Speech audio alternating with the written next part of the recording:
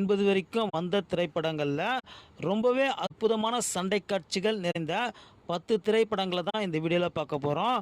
வாங்க வீடியோக்குள்ள போலாம். 10வது இடத்துல என்ன படம் இருக்குன்னு பார்த்தீங்கன்னா, 1962ஆம் வருஷம் தேவர் பிலிம்ஸ் தயாரிப்பில் எம்ஜிஆர் கதாநாயகனாகவும், அசோகன் வில்லனாகவும் நடித்த தாயை காத்த தனையன். இந்த படத்துல பல சண்டை காட்சிகள் அருமையா இருந்தாலும் எம்ஜிஆரும் தேவரும் போடுற இந்த சிலம்பு சண்டை ரொம்பவே அருமையா இருக்கும். இது போல அருமையான சிலம்பு சண்டை வேற எந்த படத்துலயும் பார்க்க முடியாது அப்படின்னு கூட சொல்லலாம்.